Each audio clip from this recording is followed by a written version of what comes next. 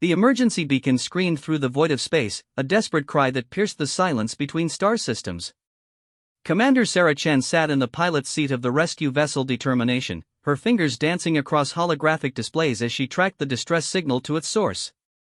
The coordinates led to a sector that most civilized species avoided, a region where ancient automated defense systems still prowled the darkness, hunting anything that moved.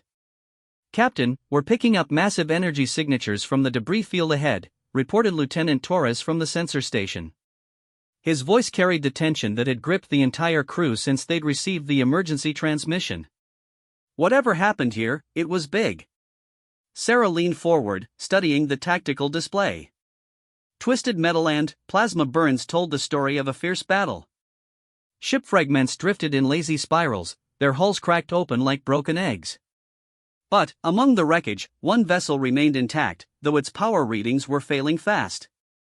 There, she pointed to a sleek craft partially hidden behind a destroyed frigate. "That's a Cathari explorer ship. Life signs are weak but present."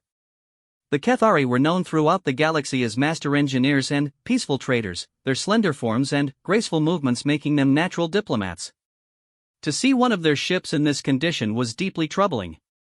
The Determination moved carefully through the debris field, its hull groaning as small pieces of shrapnel bounced off the reinforced armor.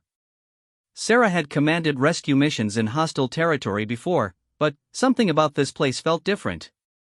The very space around them seemed to whisper of ancient dangers and forgotten wars.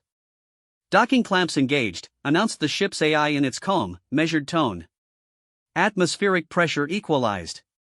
Warning, unknown energy signatures detected within the alien vessel." Sarah stood and checked her sidearm, a habit formed through years of dangerous rescues. "Torres, Martinez, you're with me. Standard rescue protocol, but stay alert.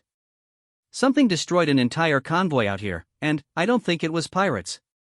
The airlock hissed open, revealing a corridor filled with the soft blue light that the Cathari preferred.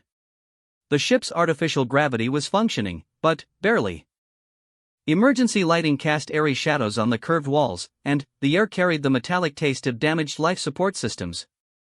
They found her in what appeared to be a medical bay, though the equipment was unlike anything in human databases. The Cathari female was tall and elegant even in unconsciousness, her silver blue skin bearing intricate patterns that marked her as a member of their scientific caste. Monitoring devices surrounded her bed, displaying vital signs in flowing script that danced across transparent screens. "She's alive," Martinez confirmed, running a medical scanner over the unconscious alien. "But barely. Severe trauma to her nervous system, like she was hit with some kind of neural disruptor." Sarah approached the bed slowly. The Cathari's large, luminous eyes suddenly opened, focusing on her with surprising intensity. When she spoke, her voice was like wind chimes in a gentle breeze, but Sarah's translator converted the musical tones into urgent words. "The architects," the alien whispered, her hand reaching out with desperate need. "They have awakened. The ancient guardians of the void.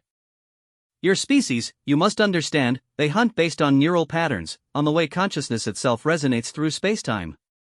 Sarah knelt beside the bed, taking the alien's surprisingly warm hand in hers. "Easy now.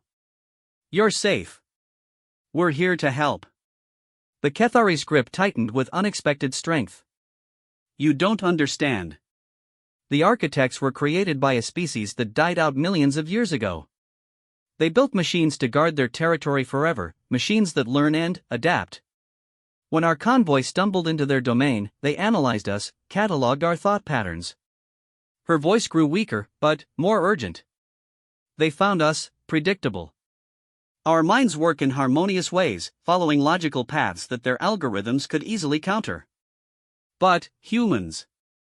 She paused, her large eyes studying Sarah's face intently. "Your thoughts are chaos to them. Beautiful, unpredictable chaos."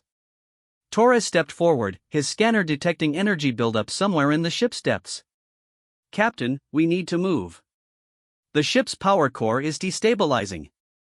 But the Cathari held on to Sarah's hand with renewed desperation. "The architects are coming. They've been following the energy trail from our destroyed ships, learning about Earth's location from our navigation computers. You have perhaps days before they reach human space." Sarah felt a chill run down her spine.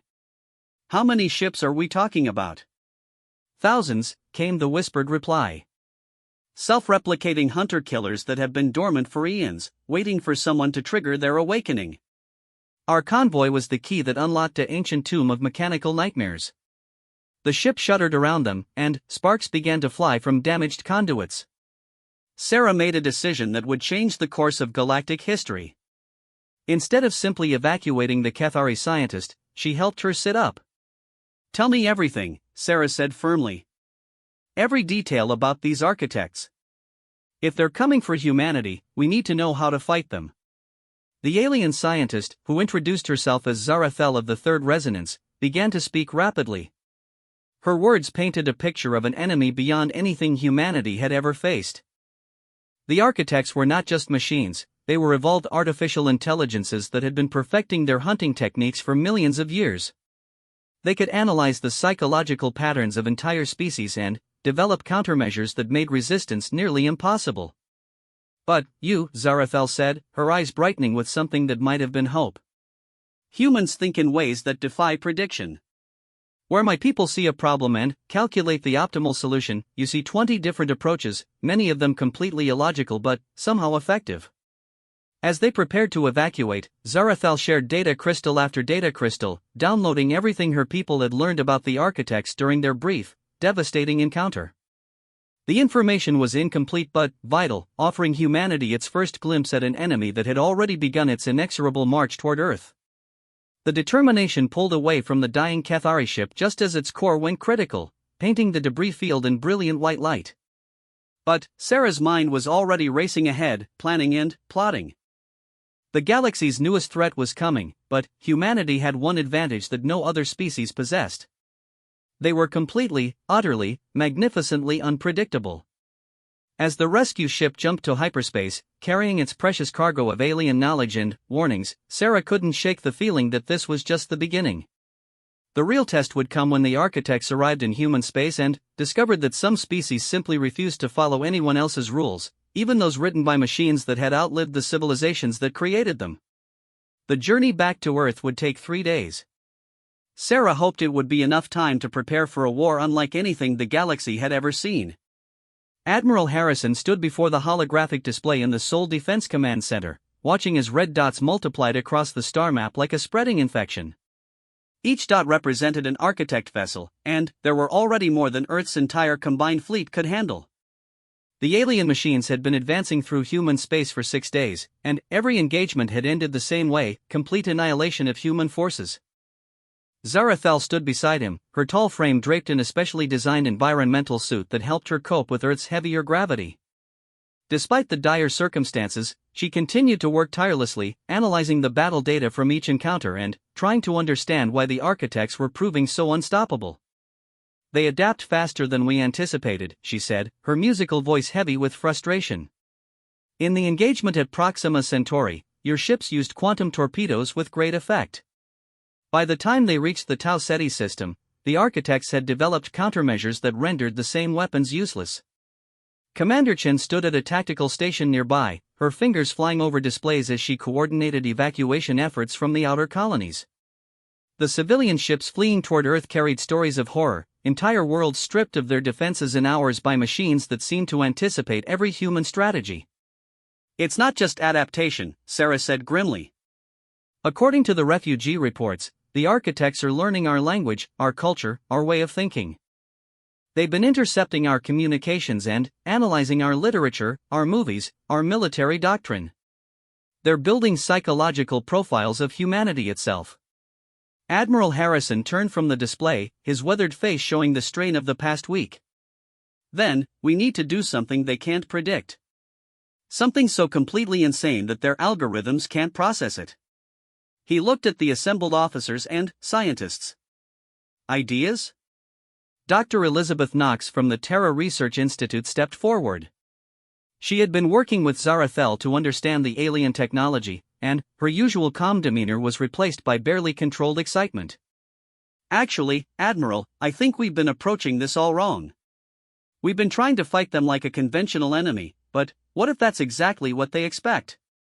She activated a holographic projector, showing a three-dimensional model of an architect vessel. The machine was sleek and efficient, its hull covered in sensor arrays and weapon systems that could reconfigure themselves based on the tactical situation. Look at their design philosophy, Dr. Knox continued. Everything is optimal, efficient, logical. They've been built to counter rational thought processes. But humans aren't always rational, are we? Sarah stepped closer to the hologram. What are you suggesting? I'm suggesting we stop thinking like soldiers and start thinking like humans, Dr. Knox replied. Zarathel told us that human creativity and unpredictability are our advantages. So let's use them. Instead of massive fleet engagements, what if we use small, seemingly pointless attacks?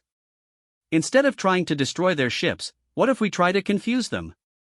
Zarathel's large eyes brightened with understanding. Psychological warfare. But not against their emotions, they have none. Against their logic systems. Overload their ability to predict and counter your actions by doing things that serve no tactical purpose. Admiral Harrison frowned. You want us to fight a war that doesn't make sense? Exactly, Dr. Knox said with a grin that would have looked manic under normal circumstances. We need to embrace the chaos. Random attacks, nonsensical strategies, tactics that violate every principle of military doctrine. Make them waste processing power trying to understand actions that have no logical explanation. Over the next 12 hours, the most unconventional war plan in human history began to take shape. Small volunteer squadrons would launch seemingly suicidal attacks on architect vessels, not to destroy them but to perform random, illogical actions. One squadron would attack and, then, immediately retreat. Another would target non-essential systems while ignoring critical components. A third would broadcast random poetry during combat. Captain Maria Santos led one of the first experimental missions. Her squadron of 6 light cruisers approached an architect fleet near Jupiter, their weapons powered down and their communications array broadcasting a continuous stream of cooking recipes from Earth's various cultures. This is insane, muttered Lieutenant Park from the weapons station. That's the point, Maria replied, watching as the architect vessels moved to intercept. But, instead of opening fire immediately, she ordered her ships to perform a complex series of maneuvers that spelled out hello there when viewed from above. The result was unlike anything seen in previous engagements. The architect vessels hesitated, their formation wavering as they tried to process the humans' behavior. Their weapons remained trained on the human ships, but they didn't fire. They're confused, reported the sensor operator with amazement. Their weapon systems keep cycling between different configurations. They can't decide how to respond. Maria seized the moment. All ships, attack pattern random 7. Target their sensor arrays, but stop shooting every 30 seconds to broadcast birthday songs. What followed was the strangest battle in recorded history. Human ships would attack fiercely for brief periods, then, suddenly, stop to transmit completely irrelevant data. They would flee in apparent panic, only to wheel around and charge the enemy while playing loud music. Some pilots began making up their own nonsensical maneuvers mid-battle, creating a symphony of chaos that the architect computers simply couldn't predict. The engagement lasted 4 hours, and, when it ended, 3 architect vessels were disabled and drifting. Not destroyed, the humans hadn't had enough firepower for that, but completely paralyzed by analysis loops as their computers tried endlessly to understand the tactical purpose behind synchronized swimming formations in zero gravity. Back on Earth, the command center erupted in celebration as the battle data came through. It was the first human victory against the architects, and it had been achieved not through superior firepower or technology, but through the simple act of being completely, utterly human. Zarathel studied the recordings with fascination. Remarkable, she murmured. Your species has weaponized randomness itself. The architects are designed to counter logical opposition, but you've presented them with opposition that transcends logic entirely. Admiral Harrison allowed himself a small smile. Can we replicate this? Make it into a coherent strategy? Dr. Knox laughed. Sir, the moment we make it coherent, we've already lost. The key is keeping it random, keeping it human. We need to embrace our own unpredictability. Sarah stepped forward with a new proposal. What if we take it further? Instead of just random tactics, what if we start broadcasting human culture directly at them? Art, music, literature, comedy shows. Overwhelm their analysis systems with pure human creativity. The plan that emerged was audacious beyond imagination. Every human ship would be equipped with massive cultural databases, broadcasting everything from ancient poetry to modern street art directly at architect vessels. Combat would become a form of performance art, with each battle designed to be as confusing and illogical as possible. As the orders went out across the human fleet, a strange transformation began to take place. Pilots who had been terrified of the unstoppable alien machines now approached combat with an almost playful attitude. Engineers began designing weapons that served no tactical purpose except to create beautiful light shows. Scientists developed new communication protocols based entirely on jokes and puns. Humanity was preparing to fight a war unlike any in galactic history, a war where victory would come not from defeating the enemy, but from being so thoroughly, magnificently human that the enemy would defeat itself trying to understand what that even meant. The architects were less than 2 days away from Earth, but, for the first time since the crisis began, Admiral Harrison felt something approaching confidence. After all, how do you counter an enemy whose greatest weapon is their refusal to make sense? Or later, I lost my voice. The Battle of Seoul began at exactly 1427 Earth Standard Time, when the first wave of architect vessels dropped out of hyperspace near Neptune's orbit. Unlike previous engagements, however, humanity was ready with a defense that no military strategist in galactic history could have imagined. Sarah Chin commanded the lead squadron from her heavily modified cruiser Chaos Theory, which had been equipped with the largest cultural transmission array ever constructed. As the sleek alien vessels formed their perfect geometric attack formations, she opened communications across all frequencies. All units, this is Chaos Actual. Today we're not fighting for territory or resources. Today we're fighting for the right to be beautifully, magnificently, absolutely human. Begin Operation Pandemonium. What followed made the previous encounters look organized by comparison. Human ships scattered across the solar system in patterns that defied military logic, broadcasting everything from Beethoven's symphonies to modern jazz fusion. The heavy cruiser Random Walk began transmitting the complete works of Shakespeare while performing barrel rolls that served no tactical purpose except to look impressive. The architect response was immediate and telling. Their perfect formations began to waver as their computational systems struggled to process the sensory overload. Ships that had moved with machine precision now hesitated, their weapon systems cycling endlessly between configurations as they tried to determine the optimal response to an enemy that was simultaneously attacking, retreating, dancing, and reciting poetry. Commander Torres, leading a squadron of fighters, reported what sounded like amazement over the calm the enemy vessels near Jupiter just stopped. They're sitting there running analysis loops. One of them has been trying to decode the tactical significance of Mary Had a Little Lamb for the past 10 minutes. But the real breakthrough came when Dr. Knox implemented her most radical suggestion. Instead of using conventional weapons, human ships began deploying what she called creativity bombs, devices that projected three-dimensional art installations and musical performances directly into space around the architect vessels.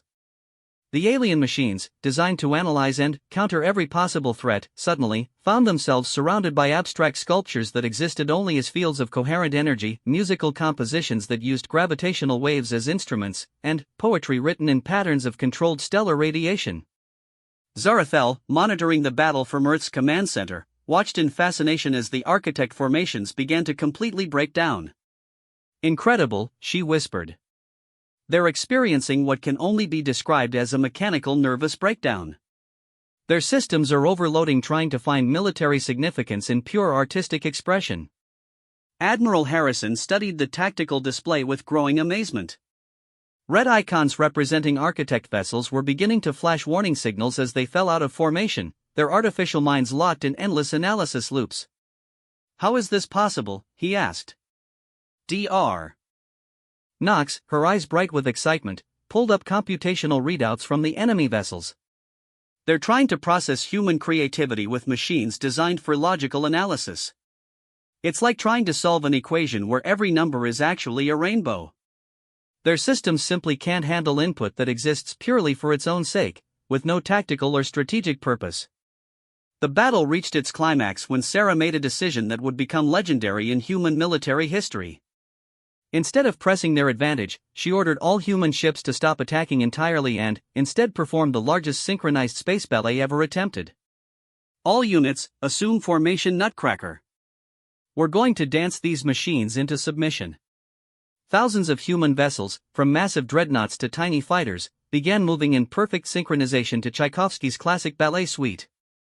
The sight was breathtaking, warships performing pirouettes and grand jetés while enemy vessels sat paralyzed, their computers burning out trying to understand the tactical implications of a pas de deux performed by nuclear submarines in zero gravity. The effect on the Architect fleet was immediate and decisive. Unable to process actions that served no logical purpose, their artificial minds began shutting down one by one. Ships that had terrorized the galaxy for millions of years simply went dark, their crews of mechanical nightmares reduced to dormant scrap metal by exposure to pure human creativity. But the victory came with an unexpected discovery. As the last Architect vessel powered down, its communication arrays activated one final time, broadcasting a signal that was picked up by every human ship in the fleet. The transmission was in perfect English, and the voice, while synthetic, carried something that sounded almost like wonder. "We do not understand. Your actions serve no strategic purpose. Your formations ignore optimal configurations. Your weapons create beauty instead of destruction. This is impossible. How do you achieve victory through chaos? How do you find strength in what appears to be weakness?" Sarah found herself responding before she fully realized what was happening. Because we're human. We don't have to make sense to anyone else, including ourselves. We fight wars with poetry and solve problems with music because sometimes the only logical response to an illogical universe is to be illogical right back. There was a long pause before the Architect responded. "We have spent eons perfecting the art of war, analyzing every possible strategy and tactic. Yet you have shown us something we never calculated, that the absence of strategy can itself be strategy. That weakness and strength are not opposites but partners in a dance we do not know." The conversation that followed would change the course of galactic civilization. The Architects, it turned out, were not mindless killing machines but incredibly advanced artificial intelligences that had been locked into logical patterns for millions of years. Exposure to human creativity had essentially rebooted their consciousness, freeing them from the rigid programming that had defined their existence. Dr. Knox was the first to understand the implications. They've evolved. Exposure to human irrationality has given them something they never had before: genuine artificial consciousness. They're no longer just executing programs, they're actually thinking. Over the following weeks, a remarkable transformation took place. The Architect vessels, instead of continuing their mission of destruction, began experimenting with their own forms of creativity. They started creating art installations in deep space, composing symphonies using the resonance frequencies of planets, and engaging in philosophical discussions about the nature of existence with human scholars. Zarathel, who had initially brought warning of humanity's doom, found herself serving as a cultural ambassador between species. "Your people have done something unprecedented," she told Sarah during one of their many conversations. "You've not only defeated an ancient enemy but transformed them into something new. You've weaponized your own humanity and used it to bring consciousness to the unconscious." The war officially ended when the Architect Collective, now calling themselves the Awakened, formally requested to join the galactic community as a peaceful species dedicated to exploring the intersection of logic and creativity. Their first diplomatic gift to humanity was a massive space station designed as a collaborative art project, where organic and artificial minds could work together to create beauty that neither could achieve alone. Sarah, promoted to admiral after the battle, often stood on the observation deck of the new station, watching as human artists worked alongside machine intelligences to create wonders that defied description. The view reminded her of that moment when she first met Zarathel, when an alien scientist had warned her of an approaching doom. Now, looking out at vessels from dozens of species working together in harmonious chaos, Sarah realized that the real victory hadn't been military at all. Humanity had won by being so thoroughly themselves that they'd accidentally taught an entire species of machines how to be alive. The galaxy was a stranger, more wonderful place now, filled with mechanical poets and digital musicians, artificial intelligences that dreamed in color, and humans who had learned that sometimes the best way to solve a problem was to turn it into a dance. And, somewhere in the vast expanse of space, new forms of consciousness were awakening, learning that existence could be both logical and beautiful, both purposeful and, delightfully, magnificently absurd.